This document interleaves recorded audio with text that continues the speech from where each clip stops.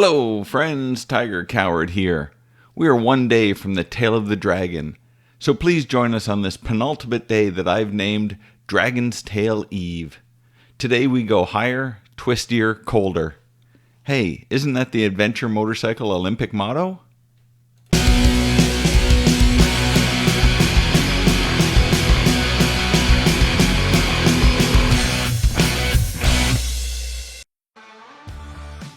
Welcome to day 6 of our Tail of the Dragon tour. 'Twas the day before Dragon's Tail, and all throughout Asheville it was a balmy 10 degrees.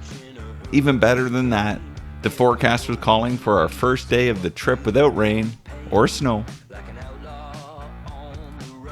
We departed southbound on the Blue Ridge Parkway for the final time of this tour. Despite the sunshine, as we ascended the first mountain, the temperature dropped dramatically. By the time we reached the highest peak on the parkway, at 6,053 feet, my dash was reading 3.5 degrees. But who cares when it's sunny and we're riding amazing roads, and tomorrow we'll ride the tail.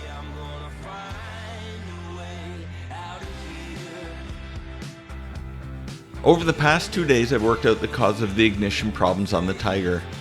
Occasionally I noticed there was a warning light regarding the key fob. I had changed the battery when the bike wouldn't start, so I knew that wasn't the problem. Then I read on Triumph forums that their wireless ignition could be interfered with by tank bags with charging rings. I knew I had my solution. Just before this vacation I installed a quad-lock wireless charger. I disconnected the charger and everything was fine. Problem solved. And now my son Rory is getting a quad-lock self-charging unit as a gift. Despair, this burden weighs a ton, and I ain't no prodigal son. Even if it kills me, I'm gonna find a way out of here. Even if it kills me, and my faith is turning into fear. Even if it kills me, kills me.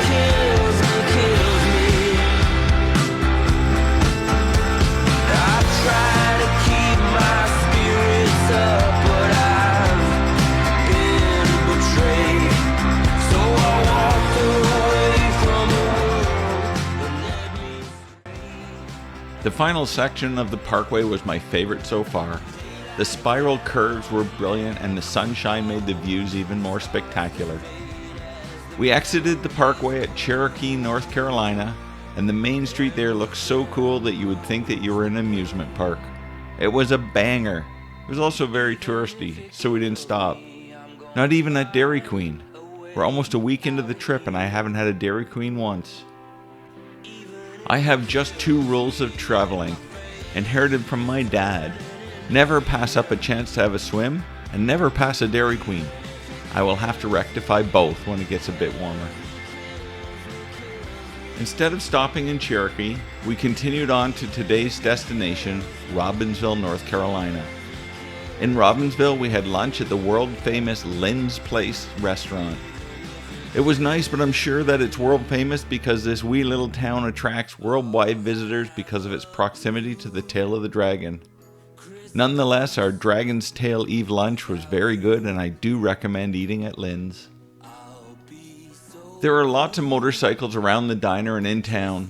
In the restaurant, we met a couple BMW riders in Robbinsville for a BMW rally. Robbinsville is a great place to spend Dragon's Tail Eve. If you can't tell, I'm really starting to get excited about our ride tomorrow. Just outside of town is the Simple Life campground, where we're staying for the evening. What a cool place this is. The campground is built on a steep hill with leveled camping sites and little cabins all the way up the hill. We're less than 5 miles from the tail of the dragon and the campground is more than motorcycle friendly. It's specifically designed for motorcycles. There is even level, covered concrete parking pads for motorcycles. The temperature is forecasted to hit near freezing again tonight. We want to be at the tail first thing in the morning, so it's early to bed on this Dragon Tail's Eve. Our helmets were hung by the cabins over there, in hopes the dragon's tail would soon be ridden with care. Spike and Muzzy were snuggled in their beds, while visions of 318 turns danced in their heads. And Tiger in his tent, sleeping in his cap, had just settled down with dreams of Deal's Gap. When out on the road there arose such a clatter, Tiger sprang from his tent to see what was the matter. Away through his rainfly, Spike said, "Shut up and go to sleep. You're 56 years old. This isn't Christmas. Geez, man, calm down. Tabernac." Never mind, it was probably just a noisy old Harley. I love you all, even the Harleys. And to all a good night from the Smokies. Go forth with an open mind, and most importantly an open heart. And remember, self-care is not selfish.